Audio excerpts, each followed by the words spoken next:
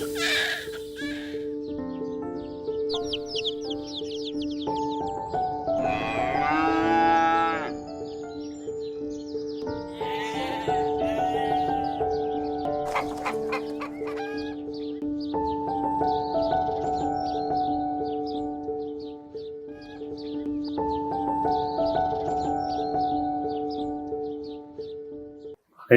புகழும் அனைத்து கண்ணியமும் உயர்ந்த பண்புகளும் நம்மை படைத்து நமக்காக அந்த அகிலங்களையும் படைத்து மன்னிக்க வேண்டி வாழ வைத்து கொண்டிருக்கும் ஏக இறைவனையும் பரம்பொருளையும் ஏக இறைவனும் பரம்பொருளுமான அல்லாஹ்வை வேண்டி பிரார்த்தித்தனாக. இந்த உலக வாழ்க்கை வீண் விளையாட்டுமின்றி வேறு இல்லை. இதுன்னு சொன்னால் இந்த உலக வாழ்க்கை வீணும் விளையாட்டுமின்றி வேறு இல்லை. ஆனால் உங்களை வீணுக்கு விளையாட்டுக்கு படைக்கலைங்கிறான். இந்த உலக வாழ்க்கை வீணானது அப்படின்னா எதுக்கு படைக்கணும் அப்படின்னு ஒரு எண்ணம் வரும்ல, கேள்வி வரும். இதுன்னு சொன்னால் இந்த உலக வாழ்க்கையில் நீங்கள் சம்பாதிக்கக்கூடியதெல்லாம் வீணும் விளையாட்டுமின்றி வேறு இல்லை, இரண்ட பயன் தராது.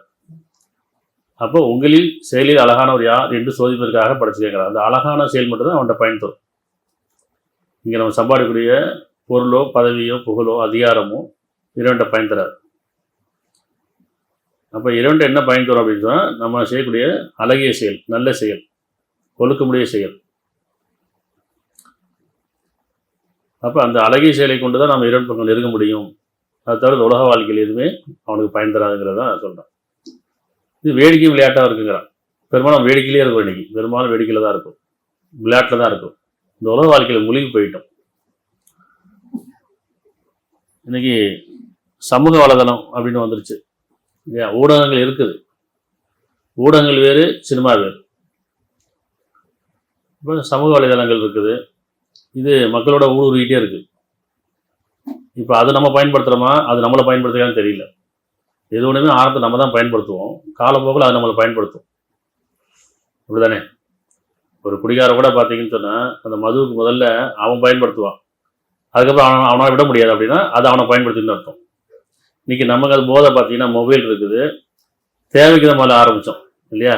ஒரு தொடர்புக்காக தொலைத்தொடர்பு சாதனம், ரொம்ப தூரமாக இருக்கவங்கள நம்ம தொடர்பு கொள்வதுக்காக ஒரு சாதனம் கிடச்சிச்சு. இப்போ அதை நம்ம பயன்படுத்தியிருந்தோம். இப்போ அது நம்மளை பயன்படுத்திக்குது. நம்ம யார்ட்டையும் பேசுறதெல்லாம் கிடையாது, நம்ம பார்த்துக்கிட்டே இருக்கும், கையில் வச்சுக்கிட்டே இருக்கும். நேரம் போகிறது தெரியல, காலம் போகிறது தெரியல, அதில் என்ன பார்க்கணும்னு தெரிய மாட்டேங்குது. அந்தளவுக்கு அதில் மூழ்கி போயிட்டோம். இப்படி ஒவ்வொன்றுமே பார்த்தா உலக வாழ்க்கையில் அலங்காரமாக்கப்பட்டு சைத்தான் அழகாக காட்டிட்டான். இப்போ எல்லாமே நம்மளை பயன்படுத்துறது, நாம் எதுவும் பயன்படுத்துவதில்லை. எல்லாமே நம்ம அதுக்கு அடிமையாயிட்டோம். அது ஒரு போதை. எப்போ நம்ம பயன்படுத்துகிறோமோ நம்ம சுயநலமாக இருக்குன்னு அர்த்தம். எப்போ நம்மளை அது பயன்படுத்திக்கிறதோ நம்ம சுயநலம் இழந்துட்டோம், போதையில் இருக்குன்னு அர்த்தம். அப்போ நிஜம் பொய் ரெண்டு இருக்குது. நம்ம பெரும்பாலும் என்ன செய்யணும்னா நிஜத்தை பொய்யாக்கிட்டோம், பொய்யை நிஜமாக்கிட்டு இருக்கோம். அதிகமாக பொய்யானதே பார்க்குறோம், பொய்யானதே கேட்குறோம், பொய்யே பேசுகிறோம். நம்முடைய வாழ்க்கை நிறைய பொய்கள் இருக்கு. உண்மை எது அப்படின்னா உணர்வு தான் உண்மை. உண்மைங்கிறது உணர்வு, உணர்ச்சிங்கிறது பொய். நம்ம உணர்ச்சியிலே தான் இருக்கிறோம். இந்த உலக வாழ்க்கையில் அப்படி தான் நம்ம மூழ்கி போயிட்டோம். அதிகமாக பொய்யானதான் பார்க்குறோம், அலங்காரமானதான் பார்க்குறோம். அப்போ அந்த பொய்யான வாழ்க்கையிலேயே நம்ம மூழ்கி போகிறதுனால நமக்கு உண்மை தெரியாமல் போயிடுச்சு, நன்மை இல்லாமல் போயிடுச்சு. பாவங்கள் அதிகமாக சம்பாதிக்க ஆரம்பிச்சிட்டோம். அதுக்கு இப்போ முக்கிய பங்கு வகிக்கிறது பார்த்திங்கன்னா சோசியல் மீடியா, அடுத்து சினிமா. இன்றைக்கி சினிமாங்கிறது பார்த்தீங்கன்னு சொன்னால் முழுக்க நடிப்பும் நல்லா தெரியும், பொய்யும் தெரியும். அதில் எதுவுமே உண்மை கிடையாது, எல்லாமே கற்பனை. ஒரு மனிதனுடைய கற்பனையை அப்படியே படமாக்குறாங்க. அது சமுதாயத்தில் ஊருடைய இந்த சமுதாயம் எந்த அளவுக்கு சீரழிஞ்சு போச்சுன்னா சினிமாங்கிறது இந்த சமுதாயத்துக்கு ஒரு சாபக்கேடு. அதான் உண்மை. அவர்கள் வாழ்கிறதுக்காக, அவசரமாக வாழ்கிறதுக்காக, அவங்களுடைய சுக வாழ்க்கைக்காக சமுதாயத்தை சீரழித்து சமுதாயத்தில் இருக்கக்கூடிய எல்லா குணக்கேடுக்கும் எல்லா கேடுக்கும் காரணம் இந்த சினிமா தான். இது நம்ம உணர்றதில்லை, நம்ம போதை ஆகிட்டோம். இன்னைக்கு எந்த அளவுக்கு ஆயிடுச்சுன்னு சொன்னால் ஒவ்வொரு மதமும் ஒவ்வொரு மார்க்கமும் அப்படி மார்க்கம்லாம் மதமாக மாறிடுச்சு. ஒவ்வொருத்தருக்கும் ஒரு கொள்கை உண்டு, ஒவ்வொரு மதத்துக்கும் ஒரு கொள்கை உண்டு, கடவுள் பக்தி உண்டு. அது இது வரைக்கும் மறைவாக இருந்தது, அது ஒரு மார்க்கமாக இருந்தது. ஆனால் இன்னைக்கு அதுவே படத்துக்குள்ளே போயிடுச்சு. அப்படி இப்போ புதுசாக வந்து அபிபான்னு ஒரு படம் எடுத்திருக்கிறாங்க. அந்த படத்தை பற்றி நிறைய விமர்சனங்கள் தியேட்டரில் ஓடுதோ இல்லையோ, சமூக வலைதளங்களில் நிறைய ஓடிட்டு இருக்குது. அதில் பார்த்தீங்கன்னா மார்க் அறிஞர்கள் சில பேர் ஆதரவு தெரிவிக்கிறாங்க, சில பேர் எதிர்ப்பு தெரிவிக்கிறாங்க. ஆதரவு தெரிவிக்க என்ன சொல்கிறாங்க அப்படின்னா, இது வரைக்கும் நாங்கள் ஒரு 25 வருஷமாக பாடுபட்டோம் இஸ்லாத்தை கொண்டு மக்கள்கிட்ட சேர்க்கறதுக்கு. நாங்கள் இப்படி இல்லை, நாங்கள் இப்படி தான் சொல்கிறதுக்கு ரொம்ப பாடுபட்டோம், கஷ்டப்பட்டோம், நிறைய செலவு பண்ணோம், நிறைய கூட்டங்கள் போட்டோம், நிறைய மேடைகள் போட்டோம். ஆனாலும் அது எடுபடலை. 3 மணி நேரம் அந்த படம் வந்து இஸ்லாத்தை பற்றி கொண்டு போய் சேர்த்துருச்சு அப்படிங்கிறாங்க. அதனால் இனிமேல் இந்த சினிமாவை வந்து ஒரு டூலாக ஒரு பயன்படுத்திக்கலாம் நம்ம இந்த மார்க்கத்தை சொல்கிறதுக்கு அப்படிங்கிற மாதிரி பேச்சுகள் போயிட்டுருக்கு. இதில் எதிர்ப்பும் இருக்குது, ஆதரவும் இருக்குது. அப்போ எந்த அளவுக்கு சைத்தான் அழகாக காமிச்சாலும் ஒரு நமக்கு பார்க்குறோம். எது வேணாம் அப்படின்றது ஒரு காலத்தில் வந்து பார்த்திங்கன்னா உருவ வழிபாடு கூடாது இஸ்லாத்தில். அப்போ உருவ வழிபாடு கூடாதுன்னு சொன்னால் உருவத்தை வச்சு வணங்கக்கூடாதுன்ற அடிப்படையில் வீட்டில் எந்த உருவமும் இருக்காது. ஏன் ஒரு துணி எடுத்தால் கூட அந்த ட்ரெஸ்ஸில் ஒரு சட்டையிலையோ இல்லை புடவையிலையோ இல்லை ஒரு ட்ரெஸ்லையோ வந்து என்ன செய்யக்கூடாது, உருவம் இருக்கக்கூடாது. இன்றைக்கும் போய் நம்ம பிடிச்சாங்க இவங்கெல்லாம் பாய் இவங்க வந்து உருவம் வச்ச போட மாட்டாங்க அப்படின்ற அளவுக்கு எல்லாம் தெரியும். அதே மாதிரி ஃபோட்டோலாம் பிடிக்க மாட்டாங்க. அப்போ ஒரு காலத்தின் கட்டாயம் பாஸ்போர்ட்டுக்கு ஃபோட்டோ எடுத்தாகணும், இந்த மாதிரி ஒரு சில காரணமாக அதை எடுக்க ஆரம்பித்தாங்க. இன்றைக்கி பார்த்தீங்கன்னு சொன்னால் ஒரு கல்யாணம் காட்சி நல்லது கேட்டதுனா எல்லாமே நிறைய வீடியோ வரைக்கும் நல்லா பேனர் வைக்கிற அளவுக்கு இன்றைக்கி எல்லாம் மாறிடுச்சு. சினிமாவில் என்ன இப்படிலாம் காட்டணும் அப்படிலாம் நம்ம வாழ்வு நினைக்க ஆரம்பிச்சிட்டாங்க. அப்போ எந்த அளவுக்கு சைத்தான் அழகாக காமிச்சா அப்படின்னு சொன்னால் பொய்யே அதிகமாக கேட்டு பார்த்து பொய்யே வாழ்க்கையாக மாறி போச்சு. சரி, இப்போ வந்து முதல் விஷயங்கள் வந்துடும். இந்த சினிமாங்கிற ஒன்று ஊடகம் வேறு, அதாவது சமூக ஊடகம் வேறு. அது நிறையா வந்து உண்மையும் இருக்குது, பொய்யும் இருக்குது, மக்கள்கிட்ட நிறைய கொண்டு போய் சேர்க்கக்கூடிய விஷயம் இருக்குது. அது தொடர்பு இருக்குது, மக்களோட தொடர்பு இருக்குது. இந்த சினிமா வந்து மக்களுக்கும் வாழ்க்கைக்கும் சம்மந்தமே கிடையாது. ஆனால் இந்த சினிமாவில் என்ன விஷயம்னா அவங்க தான் முதல்ல கடவுளை காமிச்சாங்க. கடவுளை யாரும் பார்த்ததே கிடையாது, இது வரைக்கும் கடவுளை யாரும் பார்த்ததே கிடையாது. ஆனால் கடவுளை காமிச்சது சினிமா தான். இப்படி தான் கடவுள்கிட்ட போய் இவ்வளோ அவதாரம் இருக்குது, கடவுள் ஆக்ரோஷமாக இருக்கும், எப்படி பார்க்குறோம்ல. இன்றைக்கி வரைக்கும் பக்தியும் சரி பயமும் சரி அந்த கடவுள் அடிப்படையில் சடங்கு எல்லாமே காமிச்சது இந்த சினிமாவுடைய பெருமை. இன்றைக்கும் இந்த புதுசாக சூர்யாவுடைய படம் வச்சுல்ல கருப்புன்னு சொல்லி, அதில் பார்த்தீங்கன்னு சொன்னால் அந்த கடவுள் அதாவது சாமிங்கிறது எந்த அளவுக்கு ஆக்ரோஷமாக இருக்குங்கிறத காட்டுறேன். ஆனால் அதே சூர்யா தான் பகுத்தறிவுன்ற பேரில் அறிவுன்ற பேரில் ஒரு கல்வி நிறுவனத்தை உருவாக்கி அங்கே இன்ஜினியரிங் டாக்டரிங்லாம் நல்லா உருவாக்கினார், நல்லறிவு உருவாக்கினார். ஆனால் அவரே ஒரு மூடநம்பிக்கை கொண்டு போகிறார். அப்போ என்னென்னா எதையுமே சிந்திக்கிறதே கிடையாது. நம்ம என்ன செய்கிறோம், மக்களை நல்லது செய்கிறோமா கெட்ட செய்கிறோமான்னு தெரியல. அப்போ இந்த கடவுளை எப்படி காட்டுறாங்கன்னா எவ்வளோ ஆக்ரோஷமாக காட்டுறாங்க, அந்த கடவுளை வந்து எப்படி ஆபாசமாகவும் காட்டுறாங்க. அந்த கடவுளை வந்து எப்படிலாம் காட்ட முடியுமோ மக்கள்கிட்ட கொண்டு போய் சேர்க்கணுமோ அந்த அளவுக்கு கடவுளை கொண்டாந்து காமிச்சிட்டாங்க. அப்போ கடவுளை காமிச்ச பெருமையாக இருக்குன்னு சினிமாவுக்கு இருக்குது. அப்புறம் இளமறை கரையாக இருந்த ஆண் பெண் உறவுகள்லாம் இளமறை காயாக இருந்தது, அதை கொண்டாந்து வெளிச்சத்துக்கு போட்டு காமிச்சதும் அவங்களோட தான், சினிமா தான். எப்படி திருடுறது, எப்படி பொய் சொல்கிறது, எப்படி வந்து கற்பழிக்கிறது, இப்படி என்னென்ன சைத்தான் என்னென்ன நோய்கள் வச்சுக்கணும் அத்தனையும் இந்த சினிமா மூலியமாக மக்களுக்கு வெளிப்படுத்திட்டாங்க. இன்றைக்கி நம்ம அதில் தான் மூலிகை கிடக்கிறோம் இல்லையா. அப்போ அந்த சினிமாவில் தான் இந்த ஒரு படம் எடுத்ததுக்கு அப்புறமேலு என்ன சொல்கிறாங்க அப்படின்னா, இது வரைக்கும் இஸ்லாமியர்களை ஒரு தீவிரவாதியாவோ அல்லது வந்து ஒரு தண்டல்காரனாவோ இல்லை எப்படியோ ஒரு அதாவது இந்த சமயத்துக்கு எதிராகவே காமிச்சு பழகிட்டாங்க. இந்த ஒரு படம் தான் வந்து சமயத்தை வந்து இஸ்லாம் நல்லா ஞாபகம் வச்சுக்கணும், மார்க்கத்தை இல்லை மதத்தை. இவங்க என்ன புரிஞ்சுக்கிட்டாங்க அப்படின்னா இஸ்லாத்தை வந்து இந்த படத்தில் முழுசாக காமிச்சிட்டாங்க, மக்களுக்கு நல்லெண்ணம் வந்துருச்சு, ஒரு சகோதரில் ஆகிட்டாங்கலாம் காட்டாங்க. அங்கே மார்க்கம் காட்டு இஸ்லாமியரை தான் காட்டாங்க, இஸ்லாத்தை காட்டல. இஸ்லாமியர்களுக்கும் அந்த மார்க்கத்துக்கு சம்மந்தம் இல்லாமல் இருக்கு இன்னைக்கு. ஏன்னா குர்ஆனை யாரும் படிக்கல சிந்திக்கலை, முழுக்க கதையிலையும் கற்பனையும் தான் வாழ்ந்துட்டு இருக்காங்க. அங்கே காட்டப்பட்டது இஸ்லாமியர்கள் தான். அந்த அதாவது கடைநல்லூர்ன்ற ஒரு ஊர், அந்த கலாச்சாரம், அங்கே உள்ள இஸ்லாமியர்கள் கலாச்சாரம், அவங்களுடைய வாழ்வியல் இதை தான் காமிச்சிருக்கிறாங்க. போரிலை கொள்கை பற்றி காமிச்சிருக்காங்களா, கடவுளை பற்றி சொல்லியிருக்காங்கன்னா சொல்லப்படலை. இதே கடைநல்லூர் தான் ஒரு 6 மாதத்துக்கு முன்னாடி, கொஞ்ச காலத்துக்கு முன்னாடி ஒரு பெண் வந்து என்ன செய்கிறாங்க, புர்கா போட்டுட்டு சமூக ஊடகங்களில் நிறையா வந்து டான்ஸ் ஆடுறது, இப்படி நிறையா வந்து அனாச்சாரங்கள் செஞ்சுட்டு இருக்கும்போது அது பெரிய ஒரு பிரச்சனையாக மாறுச்சு. ஞாபகம் இருக்கா? அது ஊடகங்கள் நிறைய பேசப்பட்டுச்சு. அதுக்கு மார்க் அறிஞர்கள்லாம் நிறையா வந்து எதிர்ப்பு தெரிவித்தாங்க. இப்படி நிறையா போச்சு. அதே அந்த கடையனூர் தான் இன்றைக்கி ஒரு படமாக்கப்பட்டு அந்த இது காப்பாற்றப்பட்டது, கௌரவம் காப்பாற்றப்பட்டது. கடையனூர் மக்கள் இப்படி இருக்கிறாங்க அப்படின்னு. நம்ம புரிஞ்சிக்க வேண்டியது என்னன்னு சொன்னால், சினிமா முழுக்க முழுக்க பொய், அது கற்பனை, அதுக்கும் மார்க்கத்துக்கு சம்மந்தம் கிடையாது, அதுக்கும் இறைவனுக்கும் சம்மந்தம் கிடையாது. அது முழுக்க முழுக்க இறைவனை விட்டு வெளியேற்றக்கூடிய ஒரு பாதை. அப்போ இந்த உலக வாழ்க்கையை வீணு விளையாட்டு பண்ணி இல்லை அப்படின்னு சொல்கிறான். நீங்கள் உங்கள் கண்கள் நீட்டாதீங்கிறான். எதை பக்கம் நீட்டாதீங்க?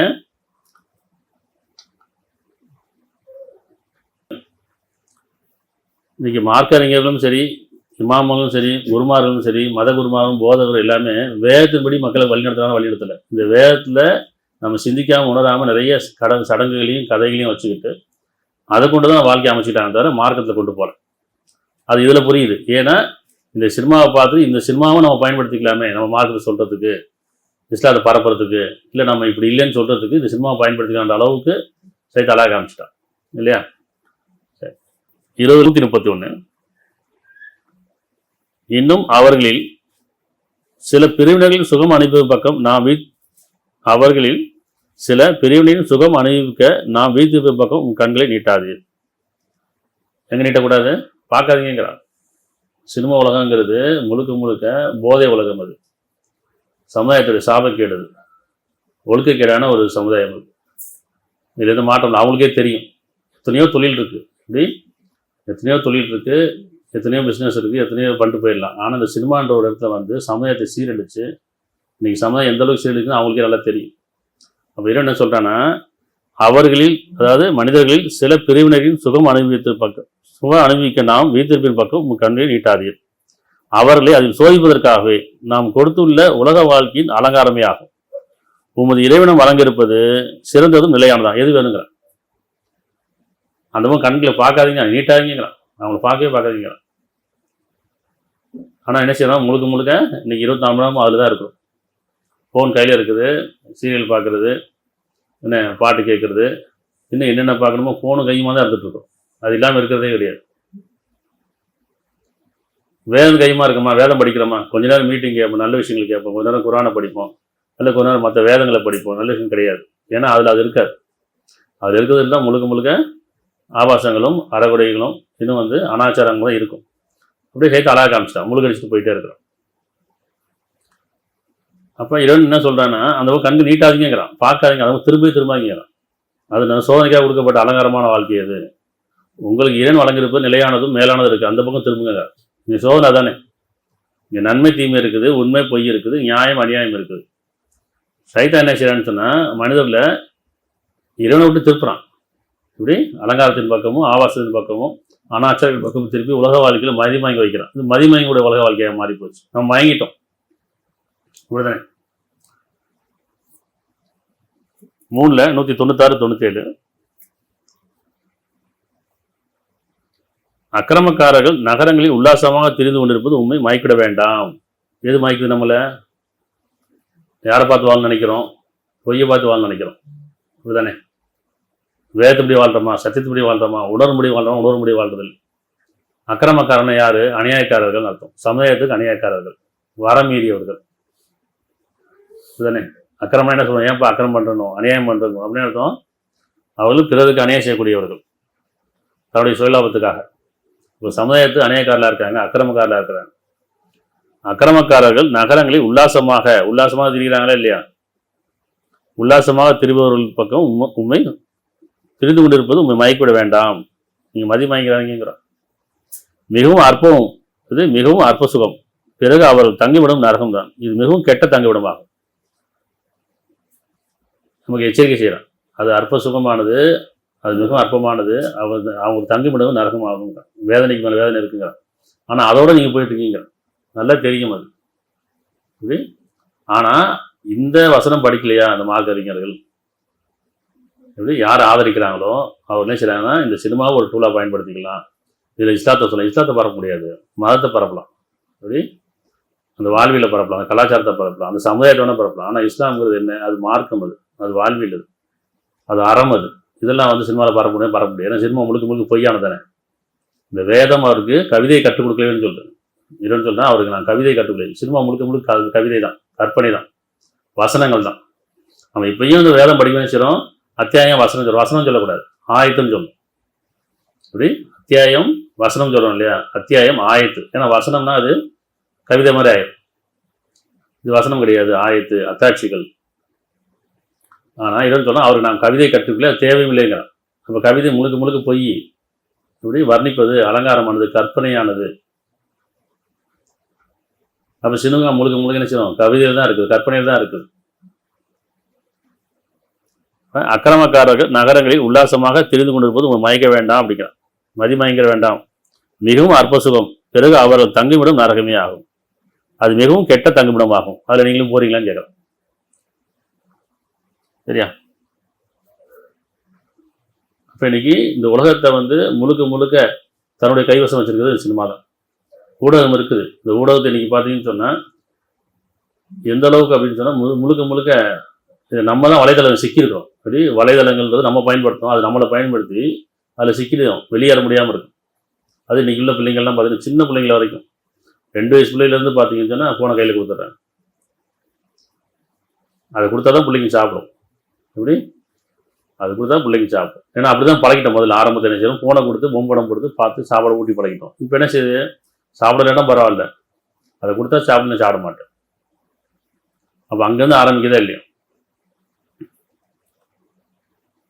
அப்போ நம்ம என்ன விரும்புகிறோம் அப்படின்னா, உலக வாழ்க்கை மதிமயக்கமே அப்படின்னு சொன்னதுக்கப்புறம் நம்ம இறைவன் என்ன விரும்பணும், இறைவனே இந்த உலக வாழ்க்கையை பாதுகாத்து கொடு, பொய்யான பார்ப்பது விட்டும், பொய்யான கேட்பது விட்டும், பொய்யான பேசுவது விட்டும், பொய்யான வாழ்க்கையுடைய பாதுகாத்து நம்ம பிரார்த்தனை பண்ணுறோமா?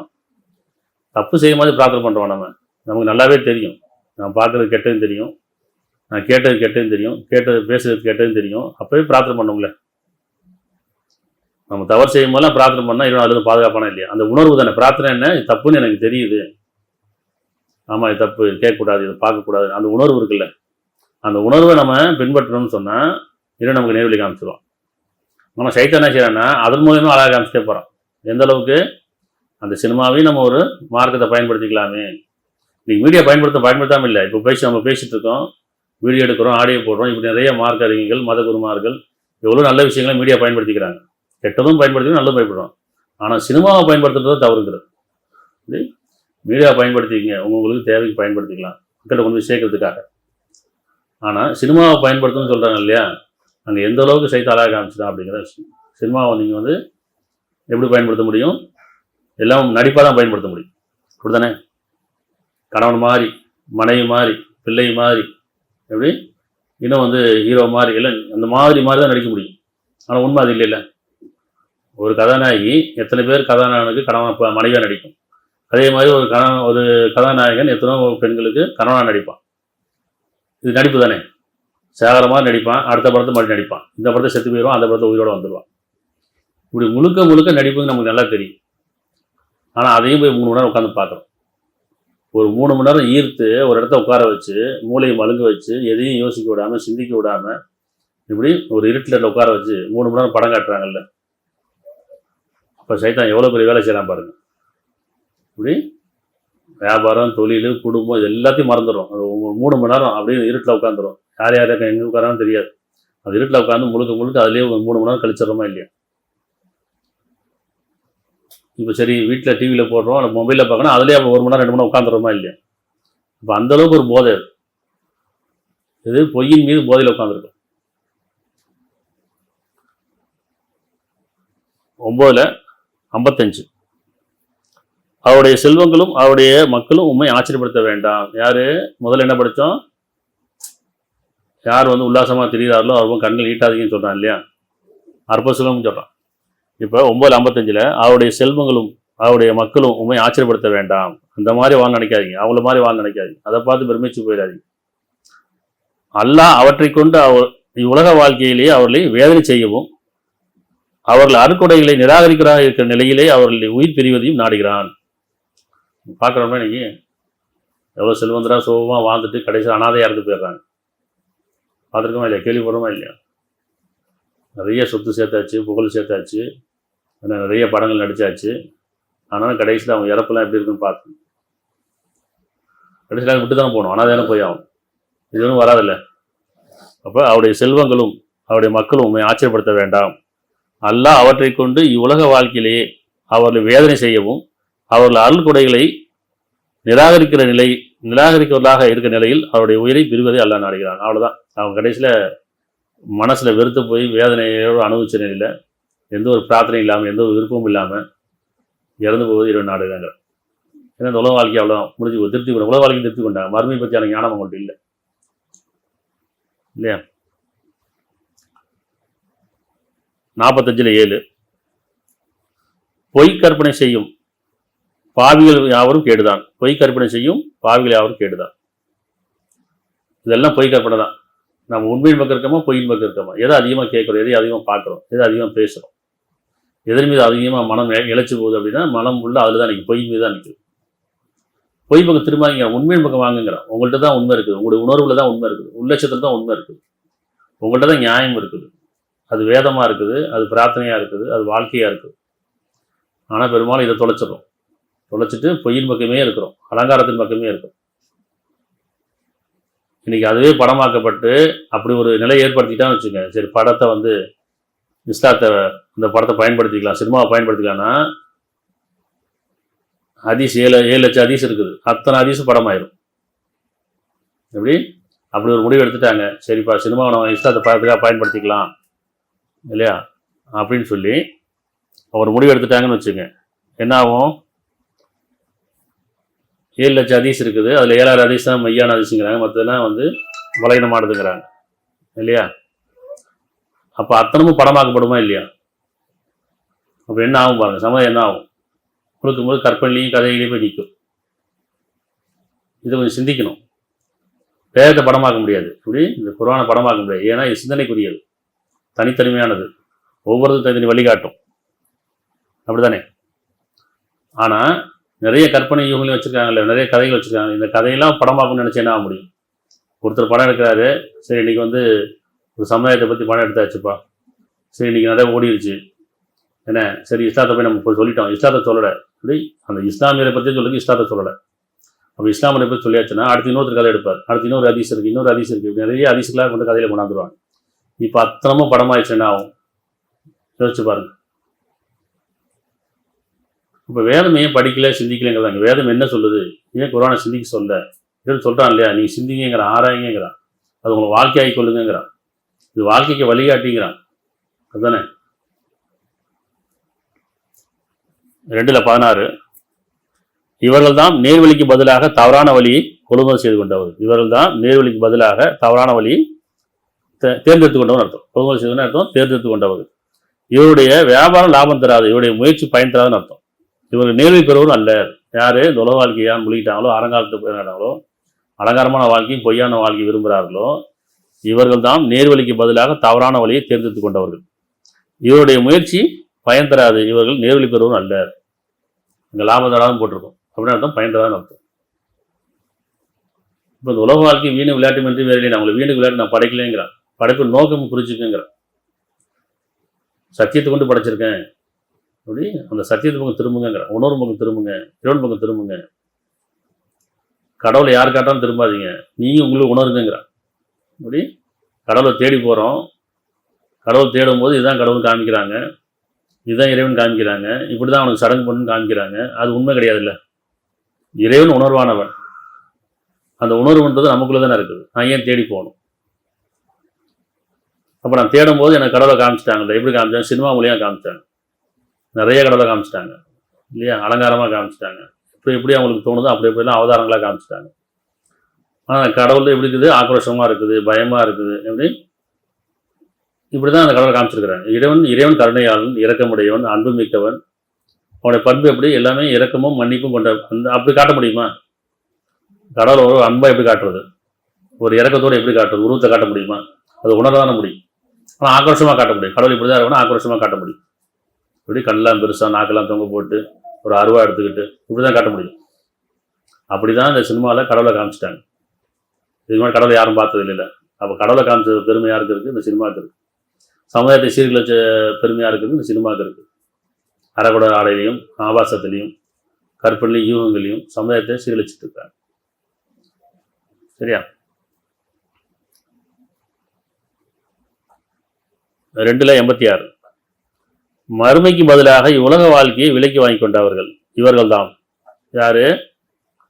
இந்த உலக வாழ்க்கையில் யார் மூழ்கி போயிடறாங்களோ, இந்த உலக வாழ்க்கை மட்டுமே விரும்பி வாழ்கிறாங்களோ, இந்த ஆபாசங்களையும் அனாச்சாரங்களையும் பின்பற்றுறாங்களோ, இந்த கேடான வழியில் போயிட்டு இருக்கிறாங்களோ, அவர்களை பின்பற்றி போயிட்டு இருக்காங்களோ, வறுமைக்கு பதிலாக இவ்வுலக வாழ்க்கையை வாங்கி கொண்டார்கள் இவர்கள் தான். ஆகவே இவருடைய வேதனை லேசாக்கப்பட மாட்டாது, இவர்கள் உதவி செய்யப்பட மாட்டார்கள். இவர்கிட்ட உதவி கிடைக்காதுங்கிறான், பிரார்த்தனை கிடையாதுங்கிறான்.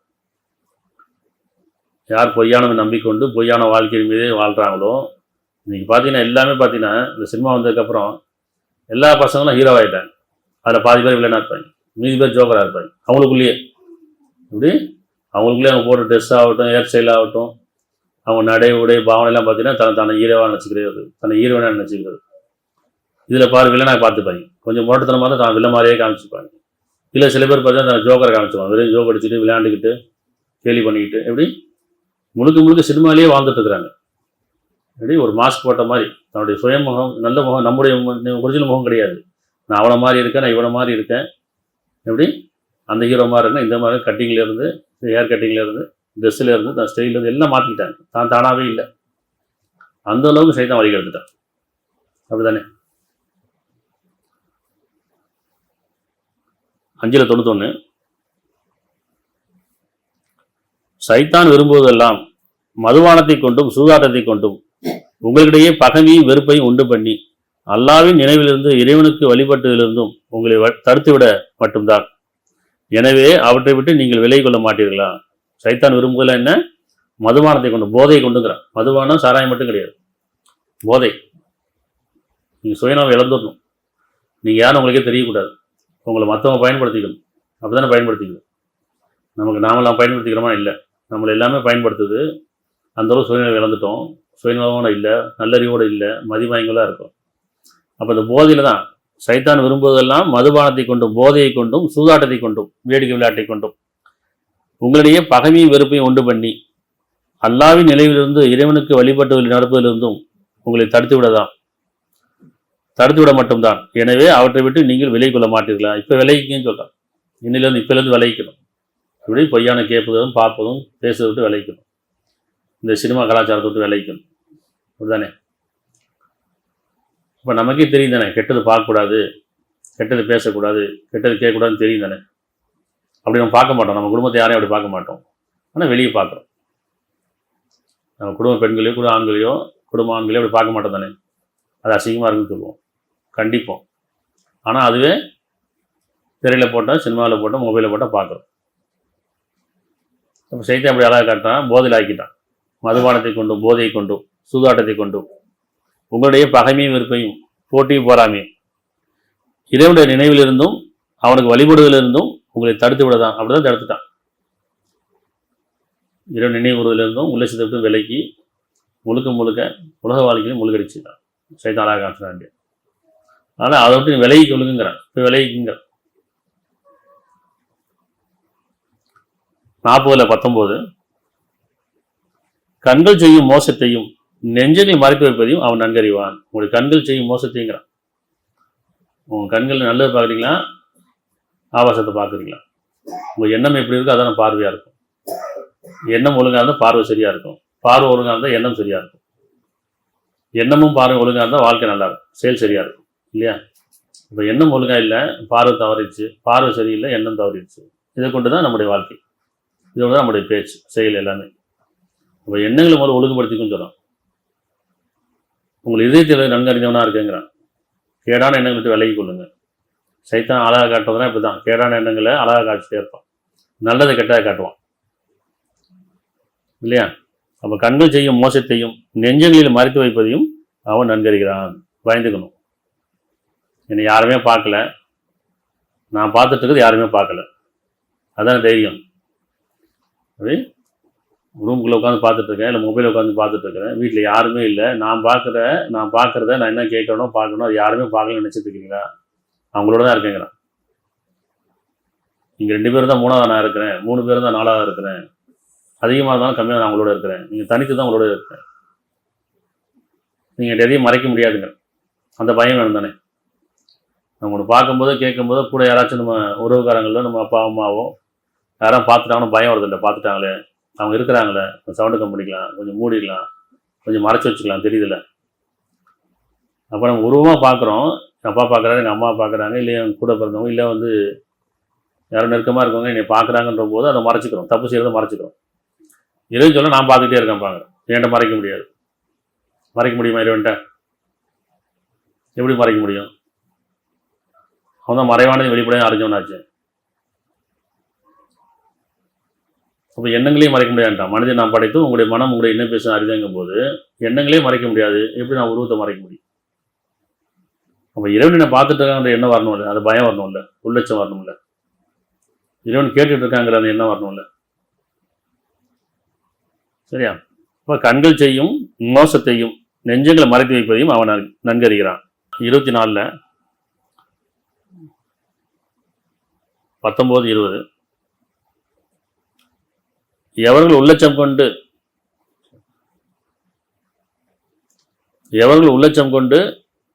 கொண்டிடையே இத்தகைய மானக்கேடை விஷயங்களை பர வேண்டும் என்று ஆசை கொள்கிறார்களோ.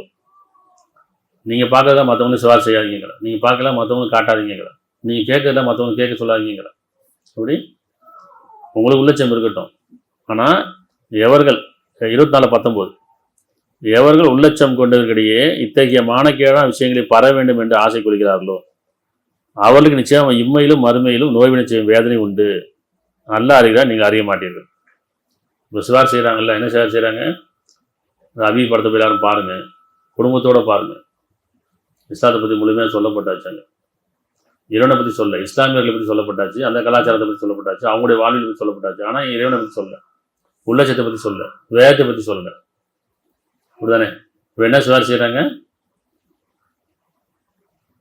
எவர்கள் உள்ளச்சம் கொண்டவர்களிடையே இத்தகைய மானக்கேடான விஷயங்களை பர வேண்டும் என்று ஆசை கொள்கிறார்களோ சிவார் செய்கிறாங்க. போய் பாருங்க. அவர்களுக்கு நிச்சயம் இம்மையிலும் மறுமையிலும் நோவினை செய்யும் வேதனை உண்டு. அல்லாஹ் அறிக, நீங்கள் அறிய மாட்டீர்கள். எவரேனும் நன்மையான சிவார் செய்தால் 4:85 எவரேனும் நன்மையான காரியத்துக்கு சிவார் செய்தால் அது அவர்களுக்கு பங்கு உண்டு. எவரேனும் தீய காரியத்துக்கு சிவார் செய்தால் அதிலிருந்து அவர்களுக்கு பங்கு உண்டு. அல்லாஹ் எல்லா பொருள்களையும் கண்காணிப்பவனாக இருக்கின்றார். நன்மைக்கு சிவார் செய்யலாம், தீமைக்கு சிவார் செய்யலாம், நன்மை தோன்றிக்கலாம், தீமை தோன்றிக்கலாம். நம்ம ஒரு ஏதாவது மெசேஜ் பார்த்தோன்னா ஃபார்வர்ட் பண்ணுறோம்ல, அது நல்லது ஃபார்வர்ட் பண்ணுறோமா கெட்டது ஃபார்வர்ட் பண்ணுவோம். நமக்கு யாராவது ஃபார்வர்ட் பண்ணியிருப்பாங்க, நம்ம டக்குன்னு அடுத்தவங்களுக்கு ஃபார்வர்ட் பண்ணுவோம். இல்லை நம்ம ஒன்று பார்த்துருப்போம், அடுத்தவங்க அப்படியே ஃபார்வர்ட் பண்ணுவோம். அது நன்மையாக தீமையாக இருந்தால் தடுத்துக்கணும், ஃபார்வர்ட் பண்ணக்கூடாது இல்லையா? நம்மளே டெலிட் பண்ணிடணும். ஆனால் அதை 10 பேர் ஃபார்வர்ட் பண்ணுவோம். இன்னும் ஒரு தீமைக்கு சிபாரிசு செய்வோம், இதை போய் பாருங்கள், அது நல்லது, அது ரொம்ப விஷயம் இருக்குது அப்படின்னு சொல்லி. அப்போ நல்லது சிபாரிசு செய்யணுமா, கெட்டது சிபாரிசு செய்யணுமா? இது தெளிவாக சொல்லிட்டான். என்ன சொல்லிட்டான்? எவரையும் நன்மையான காரியத்துக்கு சிபாரிசு செய்தால் அது அவர்களுக்கு பங்கு உண்டு. அதே மாதிரி எவரையும் தீய காரியத்தை சிபாரிசு செய்தாலும் அதுலேருந்து அவர்களுக்கு பங்கு உண்டு. அல்லாஹ் எல்லா பொருட்களையும் கண்காணிப்பனாக இருக்கின்றான். நம்ம கவனமாக இருக்கணும். நன்மையை சொல்கிறோமா, தீமையை சொல்கிறோமா, உண்மையை பேசுகிறோமா, பொய் சொல்கிறோமா, எதுக்கு நம்ம சிபாரிசு செய்கிறோம், எதை கொண்டு மக்கள்கிட்ட சேர்க்குறோம். நம்ம மக்கள்கிட்ட சேர்க்கும் போது அவங்கள நம்ம ஒரு நன்மையை அவங்களுக்கு சொல்லிட்டோம்னா அந்த அவங்க செய்கிற நன்மையிலேருந்து நம்ம பங்குண்டு தானே. அந்த நன்மை அப்படியே பவர் ஆகிட்டு போகல, அவங்க அடுத்தவங்க ஃபார்வர்ட் பண்ணிட்டு போவோம். அதே நம்ம ஒரு தீமையை நம்ம சிபாரிசு செஞ்சோம்னு சொன்னால் அந்த தீமையை செய்யும் காரணமாக அந்த பாவம் நம்மளும் சேரும். இன்னும் அவங்க யாருக்கெல்லாம் அந்த தீமையை கொண்டு போய் சேர்க்குறாங்களோ அந்த பாவம் நம்மளும் சேரும். ஆனால் இங்கே தானே ஆரம்பிச்சு, விதை தானே இது. நம்ம தான் விதை. நம்ம விதைச்சதுக்கப்புறம் அது செடியாகி மரமாகி நிறைய கிளைகள் நிறைய வருதுல இல்லையா? அப்போ நன்மையாக தான் அதே மாதிரி தான் விளையும், தீமையாக தான் விளையும். ரொம்ப கவனமாக இருக்கணும். நம்ம யாரை பற்றியும் சரி சொல்லுவாங்கள்ல, கண்ணால் பார்ப்பதும் காதால் கேட்பதும் போய் தீர விசாரிப்பீங்க. நம்ம பார்த்ததெல்லாம் மற்றவங்க சொல்லிடுவோம், கேட்டதெல்லாம் மற்றவங்க சொல்லிடுவோம். சைத்தான் யாரும் இறங்குறான்னு சொல்லிட்டுமான்னு கேட்குறான் இறைவன். யாரும் இறங்குறான்? கேள்விப்பட்டதெல்லாம் போய் போடுறார்கள். கேள்விப்பட்டதெல்லாம் பார்த்ததெல்லாம் கேட்டதெல்லாம் மற்றவங்க கொண்டு சப்ளை பண்ணிடுறது, ஃபார்வர்ட் பண்ணிடுறது. என்ன இறைவன் சொல்கிறேன், நீங்கள் எது ஒரு நன்மை செய்தாலும் அது உங்களுக்கு பங்கு உண்டு, எது தீமை செய்தாலும் உங்களுக்கு பங்கு உண்டு. கொஞ்சம் உள்ளட்சம் கொள்ளுங்க. நன்மையை பரப்புங்க, தீமையை பரப்பாதீங்க. உண்மையை பரப்புங்க, பொய்யை பரப்பாதீங்க இல்லையா?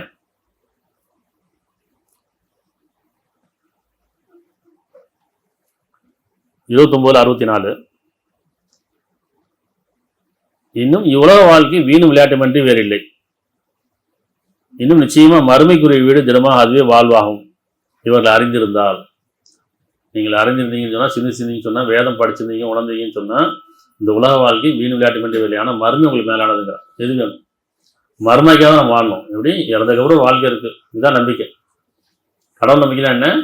நம்ம இறந்ததுக்கப்புறம் ஒரு வாழ்க்கை இருக்குது, அங்கே நன்மைக்கான கூலி கொடுக்கப்படும், தீமைக்கான கூலி கொடுக்கப்படும், இதுதான் நம்பிக்கை. எனக்கு அந்த நம்பிக்கைலாம் இல்லைப்பா, இறந்ததுக்கப்புறம் வாழ்க்கையெல்லாம் கிடையாது, சொர்க்கம்லாம் கிடையாது அப்படின்னா கடவுள் நம்பிக்கை இல்லைன்னு அர்த்தம். ஆனால் கடவுள் நம்புகிறேன், ஆனால் அந்த நம்பிக்கை இல்லை அந்த நம்பிக்கை இருந்தால் கடவுள் நம்புகிறேன். கடவுள் நம்பினா செய்யணும், பயப்படணும், நன்மைக்கும் தீமைக்கும் பயப்படணும். நன்மை செய்கிறேன்னா தீமைக்கு பயப்படுறேன்னா அப்படிதானே? அப்போ இறந்ததுக்கப்புறம் வாழ்க்கை இருக்கா இல்லையா? இருக்குன்றவங்க மட்டும் தான் கடவுள் நம்புறான்னு அர்த்தம். இல்லை அப்படியே நம்பிக்கை இல்லைன்னு சொன்னால் அது ஒரு சடங்காக இருக்கணும், கற்பனையில் இருக்கணும். அப்போ இன்னும் உலக வாழ்க்கை வீணும் விளையாட்டுமன்றி வேறு இல்லை. இன்னும் நிச்சயமாக மறுமைக்குரிய வீடு திடமாக அதுவே வாழ்வாகும் இவர்கள் அறிந்திருந்தால். அப்போ தூதருடைய வேலை என்ன? எதுக்கு தூதர் வராங்க? எதுக்கு வேதம் கொடுக்கப்படுது? என்ன சொல்கிறாங்க? என்னுடைய சமூகத்தாரே, இவ்வுலக வாழ்க்கையெல்லாம் அற்பம்தான், அன்றையும் நிச்சயமாக மறுமையோ அதுதான் மிக நிலையான வீடாகும். 40:39. தூதர் எதுக்கு வராங்க? எச்சரிக்கை செய்ய வராங்க, உபதேசம் பண்ண வராங்க. வேதம் எதுக்கு கொடுக்கப்பட்டிருக்கு? எச்சரிக்கை செய்யறதுக்கு உபதேசம் பண்ணுறது தான் வந்திருக்கு. இப்போ 40:39, என்னுடைய சமூகத்தாரே, இவ்வுலக வாழ்க்கையெல்லாம் அற்பம்தான் அப்படிங்கிறோம். அற்பமாக தான், சொற்பமானதான், எவ்வளோ காலம் வந்தாலும் அற்பம் தான். அது அற்பாயசில் போயிட்டேன்னு சொல்கிறாங்கல்ல, 5 வயசில் போனாலும் சரி, 50 வயசில் போனாலும் சரி, 150 வயசில் வாழ்ந்தாலும் சரி, அது அற்பம் தான். இறைவனுடைய கணக்கு படி அற்பம் தான். அவன் அறிவியல் அடிப்படையில் சொன்னால் அவங்க 100 வருஷம் வாழ்ந்துட்டாங்கப்பா, ஆனாலும் ஒரு நாள் இறந்து தான் போகிறோம் இல்லையா? அன்றையும் நிச்சயமாக மறுமையோ அதுதான் நிலையான வீடாகும். அது நிலையானது மறுமை. அந்த நிலையானுக்கு தான் நம்ம வாழணும். அதுதான் இங்கே உள்ளட்சமே. அந்த நிலையான வீட்டை அடையணுமே, அதுக்காக சம்பாதிக்கிறேன்னா, இந்த உலக வாழ்க்கையில் வீடு கட்டுறதுக்கு நம்ம எவ்வளோ சம்பாதிக்கணும்? அப்படி எப்படியாச்சும் வீடை கட்டிட்டோம்ப்பா, நம்ம கூட ஒரு வீடு, சொந்த வீடு ஒன்று நினைக்கிறோமா இல்லையா? எல்லாத்துடைய கனவு என்ன? நம்ம கூட ஒரு சொந்த வீடு எப்படியாச்சும் வாங்கணும், கட்டணும், ஒரு சின்ன வீடாச்சும் வாங்கிக்கணும், சின்ன இடமாச்சும் வீடு வைக்கணும், சொந்த வீடு வீடு அனுப்பும்ல. ஆனால் இந்த வந்து விட்டுட்டு தானே போக போகிறோம். நம்ம எவ்வளோ பெரிய பங்களா கட்டினாலும் சின்ன வீடோ பெரிய வீடோ நம்ம பிடிச்ச மாதிரி, நம்ம நினச்ச மாதிரி கட்டின வீடு அந்த கனவு தான், கட்டியாச்சு, நினைவாயிருச்சு. ஆனால் எவ்வளோ நாட்டுக்கு போகிறோம்? விட்டுட்டு தானே போக போகிறோம். ஆனால் 20 நிலையான வீடு கட்டுங்கிற, அங்கே கட்டுங்க. நீ எங்கே வந்து நிலையாக இருக்க போகிறீங்களோ அங்கே நிலையான வீட்டை கட்டுங்கன்னு அர்த்தம். இங்கே செய்கிற ஒவ்வொரு நன்மையும் அங்கே நமக்கு இறைவனே செய்கிறான். உங்களுக்கு நிலையான வீட்டை நான் கட்டித்தரேங்கிறேன், நான் கட்டித்தரேங்கிறேன். இங்கே உள்ள பணத்தை கொண்டு கட்ட முடியாது, இங்கே உள்ள செங்கலை கொண்டு கட்ட முடியாது, இங்கே உள்ள மண்ணு ஜல்லியெல்லாம் கொண்டு கட்ட முடியாது. நம்ம செய்கிற ஒவ்வொரு நன்மை அங்கே நமக்கு நிலையான வீட்டை கட்டித்தரும். இதுதான் இறைவன் சொல்கிறது. நம்ம அதை கவனத்தில் வச்சுக்கணும். நாங்கள் பேசுகிற ஒவ்வொரு உண்மையும், ஒவ்வொரு நன்மையும், ஒவ்வொரு காரியமும் எனக்கு நிலையான வீட்டை கட்டித்தருமா, அல்லது நிலையில்லாத வீட்டை கட்டித்தருமா? நிலையான வீட்டு நரகம்ங்கிறது நிலையில்லாது. அப்போ நிலையான வீட்டுனது நம்ம எதை விரும்புகிறோமோ அதை நிலையானது. நன்மை விரும்புகிறோம், சுகத்தை விரும்புகிறோம், அமைதி விரும்புகிறோம். இங்கே அது என்ன கிடைச்சாலும் தற்காலிகமானது தான். ஆனால் இறைவன்ட்டு நிலையானது இருக்கு. சரியா? 35:5, மனிதர்களே நிச்சயமாக அல்லாஹ்வின் வாக்குறுதி உண்மையானதாகும். மனிதர்களே நிச்சயமாக அல்லாஹ்வின் வாக்குறுதி உண்மையானதாகும். ஆகவே உலக வாழ்க்கை ஒருபோதும் உங்களை ஏமாற்றிட வேண்டாம், இன்னும் ஏமாற்றணும் அல்லாஹ்வை விட்டும் ஏமாற்றிட வேண்டாம். இந்த உலக வாழ்க்கை என்ன சொல்றேன்? ஒருபோதும் ஏமாற்றிட வேண்டாங்கிற இல்லையா? 35:5, மனிதர்களே நிச்சயமாக அல்லாஹ்வின் வாக்குறுதி உண்மையானதாகும். ஆகவே உலக வாழ்க்கை ஒருபோதும் உங்களை ஏமாற்றிட வேண்டாம். இந்த உலக வாழ்க்கை ஒருபோதும் ஏமாற்ற, நல்லா கவனமாச்சு, எச்சரிக்கை செய்கிறான். இந்த சினிமா வந்து நம்மளை ஏமாற்றிட்டு இருக்குது. எப்படி ஏமாத்துது? கடவுளை பற்றி, சடக்கை பற்றி, இன்னும் உலக வாழ்க்கையில் நமக்கு அலங்காரமாக காட்டுறது எல்லாமே ஏமாத்துது. இந்த மாதிரி நம்ம நினைச்சிடும், பொய்யான வாழ்க்கையை மீது பின்பற்றிட்டு இருக்கோம். ஆனால் உண்மையை நமக்கு திரும்புங்கிற வேதம் தான் உண்மையை போதிக்கும். மனசாட்சி உண்மையை போதிக்கும், வேதம் உண்மையை போதிக்கும். இதுதானே? வேதம் திருப்புறோம்னா வேதம் திருப்ப முடியாது, திரும்பணும். அப்போ வேதம் என்ன சொல்லுது? இந்த உலக வாழ்க்கை வீண் விளையாட்டு மன்றி வேறில்லை, ஒருபோதும் உங்களை ஏமாற்றிவிட வேண்டாம், இன்னும் உங்களை அல்லாஹ்வை விட்டும் ஏமாற்றிவிட வேண்டாம். சரியா? 3:14, பெண்கள், ஆண்கள், பொன்னாலும் வெள்ளியிலுமான பெரும் குவியல்கள், உயர்ரக குதிரைகள், கால்நடைகள், விளைநிலங்கள் ஆகியவற்றின் மீதுள்ள ஆசை மனிதர்களுக்கு அழகாக்கப்பட்டது. உலக வாழ்க்கை ஏமாற்றிட வேண்டாம். பெண்கள், ஆண்கள், பொன்னாலும் வெள்ளியிலுமான பெரும் குவியல்கள், உயர்ரக குதிரைகள், கால்நடைகள், விளைநிலங்கள் ஆகியவற்றின் மீதுள்ள ஆசை மனிதர்களுக்கு அழகாக்கப்பட்டிருக்கு. 3:14, பெண்கள், ஆண்கள், பொன்னாலும் வெள்ளியிலுமான பெரும் குவியல்கள், உயர்ரக குதிரைகள், கால்நடைகள், விளைநிலங்கள் ஆகியவற்றின் மீது ஆசை மனிதர்களுக்கு அழகாக்கப்பட்டிருக்கிறது. இவையெல்லாம் உலக வாழ்க்கையின் அற்ப பொருளாகும். அல்லாஹ்விடத்தில் அழகான தங்குமிடம் உண்டு. அல்லாஹ்விடத்தில் அழகான தங்குமிடம் இறைவன்ட்ட எது வேணும்னு கேட்குறான். இங்கே தங்க முடியாது, எப்படி இங்கே நம்ம தங்கி இருக்க முடியாது தானே, ஒரு நாள் நம்ம போக தான் போகிறோம். ஆனால் அங்கே தங்குமிடம் உண்டு, அங்கே நிலையான வீடு உண்டு, எது வேணும். ஆனால் இதில் மதிமயங்கிறாதீங்கிறான். பொய்யானதுமே நம்பிக்கை கொள்ளாதீங்க, பொய்யானதை கேட்காதீங்க, பொய்யானதை பார்க்காதீங்க, பொய்யானதை பேசாதீங்கிறான். பெரும்பாலும் பொய்யானதே கேட்பவராகவும் பாவத்தை விழுங்குவராக இருக்கணும்னு ஒரு வசனம் இருக்கு இல்லையா? 41:20 இறுதியில் அவர் தவணை அடையும் போது அவருக்கு எதிராக அவருடைய காதுகளும் அவருடைய கண்களும் அவருடைய தோள்களும் அவர் செய்து கொண்டு போய் சாட்சி கூறும். நம்ம பொய்யானதை கேட்குறோம், பொய்யானதை பார்க்குறோம், பொய்யானதை பேசுகிறோம். அப்போ என்னன்னு சொன்னால், இறுதியில் உங்கள் தவணை அடையும் போது உங்களுடைய காதுகளும், நீங்கள் பொய்யானதை கேட்டீங்களே அந்த காதுகளும், பொய்யானதை பார்த்தீங்களா அந்த கண்களும், பொய்யானதை பேசுனீங்கல்ல, பொய்யானதை பார்த்தீங்கல்ல, இதெல்லாம் வச்சு உங்கள் காதுகளும் கண்களும் உங்களுடைய தோள்களும் உங்களுக்கு எதிராக சாட்சி சொல்லுங்கள். அப்போ இறைவன் சொல்கிறது என்ன, உங்களுக்குள்ளேயே சாட்சி இருக்குது. நீங்கள் கண்ணுக்கு தெரியாமல் எதையும் பார்க்க முடியாது, காதுக்கு தெரியாமல் எதையும் கேட்க முடியாது, நாவுக்கு தெரியாமல் எதையும் பேச முடியாது. அப்போ உங்களுக்குள்ளேயே சாட்சியம் இருக்குது. கவனமாக இருங்க, எச்சரிக்கையோடு இருங்க. கண்ண முடியாத பார்க்க முடியுமா? நான் கெட்டதை பார்க்கும்போது கண்ணை மூடிக்கிறோம், பார்க்கக்கூடாதுன்னு மூடிக்கிறோம். இல்லை நான் பார்க்கணும், நான் கண்ணை முடிக்கிறேன், கற்பனை தான் பார்க்கணும். இப்படி கெட்டதை கேட்கக்கூடாதுன்னா காதை முடிக்கணும். ஆனால் காதை முடிக்கிறேன், நான் கெட்டதை கேட்க முடியுமா? முடியாதுல்ல. இப்போ உங்களுக்குள்ளேயே சாட்சியம் இருக்குங்கிறான். இறுதியில் உங்களுடைய தவணை அடையும் போது உங்களுக்கு எதிராக உங்களுடைய காதுகளும் உங்களுடைய கண்களும் உங்கள் தோள்களும் நீங்கள் செய்து கொண்டபடி சாட்சி கூறும். ஆனால் பயந்துக்குன்னு சொல்கிறான். உண்மையின் பக்கம் திரும்புங்க, நன்மையின் பக்கம் திரும்புங்க இல்லையா? 24:30-31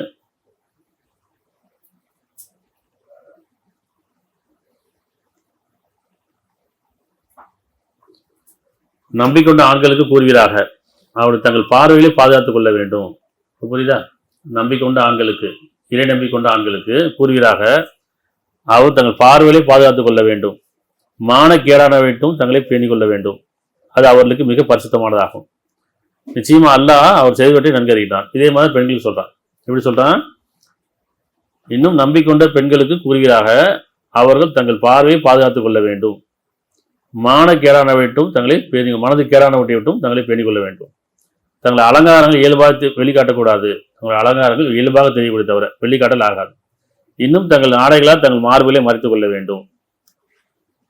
இதெல்லாம் வந்து எதுக்கு சொல்றேன்? ஒழுக்கம் பெறுவதற்காக. சமுதாயத்தை ஒழுக்கம் பேணிக் கொள்ளுங்கள், உங்களை நீங்கள் பாதுகாத்துக் கொள்ளுங்கள். ஒழுக்கங்கிறது உள்ளட்சம், உள்ளட்சத்துக்கு கொண்டு ஒழுக்கம். தக்குவா என்ன ஆடை, பயபக்தன ஆடை. அப்போ பார்வை கெட்டு போகாமல் இருக்கிறதுக்காக, இப்படி எண்ணம் கெட்டு போகாமல் இருக்கிறதுக்காக உங்களை நீங்கள் பாதுகாத்துக் கொள்ளுங்கன்னு சொல்லுங்கள். சரியா? 3:110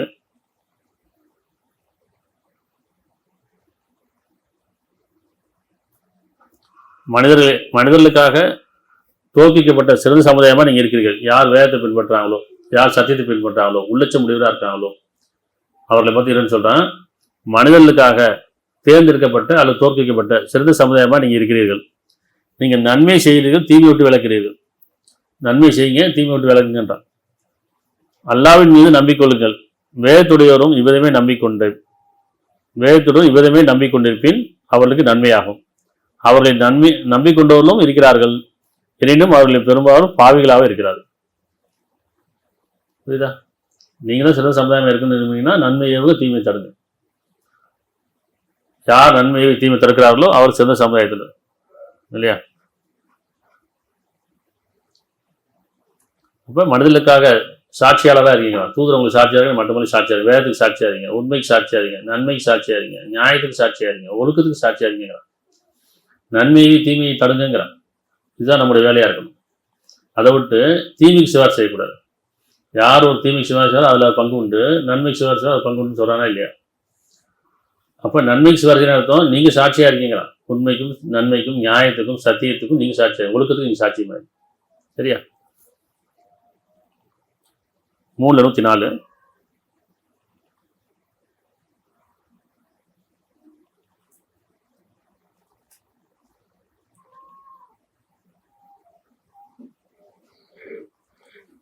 இன்னும் நன்மையின் பக்கம் அழைப்போராகும். 3:104 நன்மையின் பக்கம் அழைப்போராகும், நன்மை செய்வோராகும், தீமையை விட்டு விலகுவோராகும் உங்களில் ஒரு தொகையினர் இருக்கட்டும், இனியில் அத்தவர்கள் வெற்றி பெற்றவர்கள். யாரு? நன்மையின் பக்கம் அலையுங்கிறான், உண்மையின் பக்கம் அலையுங்க, நியாயத்தின் பக்கம் அலையுங்க, அதுக்கு நீ சாட்சியா இருக்கீங்க, முன்மாதிரியா இருக்கீங்க. எப்படி அழைக்கிறது? நம்ம முன்மாதிரியா வாழணுமா இல்லையா? நன்மைக்கும் உண்மைக்கும் நியாயத்துக்கும் ஒழுக்கத்துக்கும். இப்போ நன்மையின் பக்கம் அழைப்பவராகவும் நன்மை செய்பவராகவும் தீமை விட்டு விலகுவராகவும் உங்களில் ஒரு தொகையினர் இருக்கட்டும். இத்தகையோர் ஏனில் இத்தகையோரை வெற்றி அடைந்தோர். வெற்றி பெறணும் வேணாமா? அப்போ என்ன செய்யணும்? நம்ம உலக வாழ்க்கையில் சோசியல் மீடியா கையில் வச்சுட்டு ஃபோனை கையில் வச்சுக்கிட்டு சினிமாவை பார்த்துக்கிட்டு பொய்யானதே அதிகமாக பார்க்குறோம், பொய்யானதே கேட்குறோம், பொய்யானதே பேசுகிறோம், பொய்யானதே செய்கிறோம். நம்மளுடைய வாழ்க்கை பொய்யாவே இருக்குது. நான் நானாகவே இல்லை, நான் அவரை மாதிரி இருக்கணும், நான் தான் ஹீரோமாக இருக்கணும், இந்த ஹீரோயின் மாதிரி இருக்கணும், எப்படி அப்படின்னு சொல்லி நம்மளே கற்பனைகளை போய் கிடக்கிறோம். இப்போ சைத்தா அப்படி தான் அழகாக காட்டுறோம். அதில் நீங்களா இருக்கீங்கிறான். சாதாரண முடிவெட்டங்களை போய் என்ன சொல்லுவாங்க? ஒரு நடிகர் பேர் சொல்லி அந்த மாதிரி முடிவெட்டுங்க. அப்படி ஒரு ட்ரெஸ் எடுக்கும்போது பாருங்கள், இந்த ஒரு நடிகை பேர் சொல்லி இந்த மாதிரி ட்ரெஸ் கொடுங்க. இப்போ எனக்கு ஒரு ட்ரெஸ் வேணும், எனக்கு நான் முடி வெட்டிக்கணும் அப்படிங்கிறது கிடையாது. அவனை மாதிரி வெட்டணும், அவங்கள மாதிரி வேணும். அப்போ நம்ம பொய்யான வாழ்க்கை தான் வாழணும், உண்மையில் வாழ இல்லை, நன்மையில் வாழ இல்லை இல்லையா?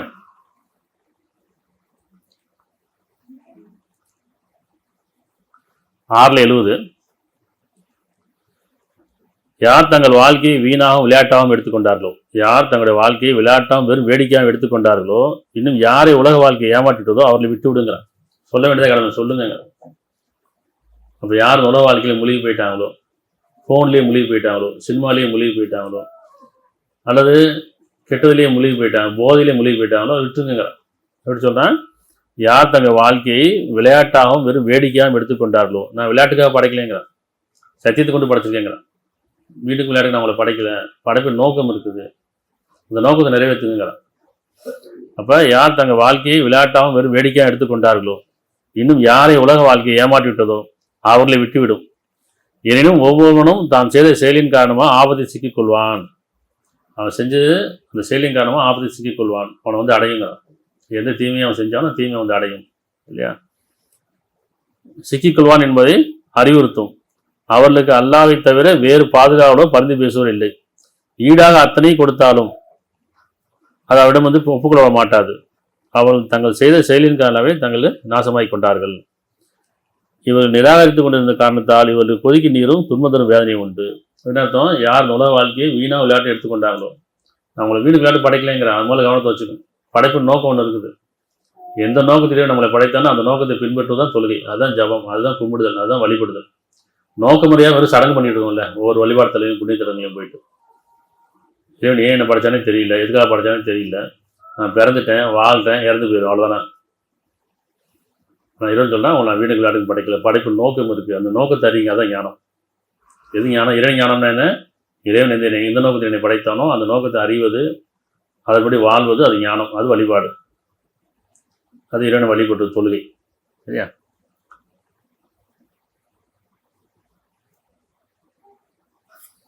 அதனால் திருப்பி இந்த உலக வாழ்க்கையை நம்மளை மயக்கிட வேண்டாம். இந்த சினிமா மோகத்துலேயும் சோசியல் மீடியா மோகத்தையும் போய் முழிக்கிறாமல் இறைவன் நமக்கு கொடுக்கப்பட்ட இந்த அத்தாட்சிகள், ஞானங்கள், சிந்தனைகள், உணர்வுகளை இழந்துடாமல் ஒவ்வொருத்தருக்கும் மனசாட்சி இருக்குது. ஆன்மாவின் மீதும் அதை செவ்வையாக்கும் மீ சத்தியமாக. இது ஒரு விஷயம், இந்த வசனம் முடிஞ்சுங்க 91, 7, 8, 9. இதுதான் ரொம்ப முக்கியமான விஷயம். இதுதான் மொத்த கருவே. ஆன்மாவின் மீதும் அதை செவ்வாய் ஆக்கியமே சத்தியமாக. அப்போ அதுக்கு தீமை நன்மை பிரித்து அறிவித்தான், நல்லது கெட்டது அறிவிச்சிருக்கான். அதை பின்பற்றுங்கிறான். அதை பின்பற்றும் இறைவனை பின்பற்றும். யார் அதை பேணி கொள்கிறார் வெற்றி அடைந்து விட்டார், யார் உதாசனம் தோல்வி அடைந்து விட்டார். உதாசனப்படுத்தாதீங்க, மனசாட்சி உதாசனப்படுத்தாதீங்க. அது கெட்டது பார்க்க வேணாம்னு சொல்லுது, கெட்டது பேச வேணாம்னு சொல்லுது, கெட்டது கேட்க வேணாம்னு சொல்லுது, கெட்டது சாப்பிட வேணாம்னு சொல்லுது, கெட்டது செய்ய வேணாம்னு சொல்லுது. உதாசனப்படுத்தாதீங்க. உதாசனப்படுத்தி தோல்வி அடைஞ்சிருவீங்க இல்லையா? அப்போ நன்மையின் பக்கம் திரும்புங்க, உண்மையின் பக்கம் திரும்புங்க. நீங்கள் சாட்சியாளராக வாருங்க. நீங்கள் தான் சாட்சியாளர்கள், நீங்கள் தான் நன்மையையும் தீமத்திற்கு வெற்றியாளர்கள். அதில் சமுதாயத்தில் என்ன செய்யணும்? நம்ம நன்மையாளராக இருக்கணும்னு சொன்னால் முதல்ல நம்ம சாட்சியாக வாழணும், வேதத்தின்படி போதிக்கணும், வேதத்தின்படி வாழணும், அதை எடுத்து போதிக்கணும். அதை விட்டுட்டு இப்போ திருப்பி சைத்தான் எங்கே கொண்டு போயிருக்கிறான்னா அவன் பக்கமே கொண்டு போயிட்டான். எப்படி அழகாக காமிச்சிட்டான்? நல்ல படம், இது நல்ல சினிமா, இது இஸ்லாத்தை வந்து எடுத்து சொல்லிடுச்சு. இஸ்லாத்தை சொல்ல இஸ்லாமியர்களே எடுத்து சொல்லிச்சு. அவர் மதத்தை தான் கற்பிச்சிருக்கு. அந்த படம் வந்து மதத்தை தான் போச்சிருக்கே தவிர இறைவனை போதிக்கலை. இறைவனை போதிக்கக்கூடிய தகுதி அவங்கள்ட்ட இல்லை. ஏன்னா அவங்க வேதம் படிக்கலை, சிந்திக்கலை. கற்பனை யூகங்களில் தான் இருக்கிறாங்க. பெரும்பாலும் கற்பனை யூகம் தான். அப்போ கற்பனை யூகங்களையும் நீங்கள் பின்பற்றாதீங்க, பார்க்காதீங்க. உங்களுக்குள்ள உணர்வு இருக்குது, நீங்கள் உங்கள் வாழ்க்கையை பாருங்கள் இல்லையா? அதனால் நன்மைக்கு சிபாரிசு செய்யுங்க, தீமைக்கு சிபாரிசு செய்யாதீங்க. இன்றைக்கி சினிமாவை வந்து போய் பாருங்கன்ற அளவுக்கு ஆயிடுச்சு. மார்க் அறிஞர்களே சொல்கிற அளவுக்கு ஆகிப்போச்சு. அப்படிதானே?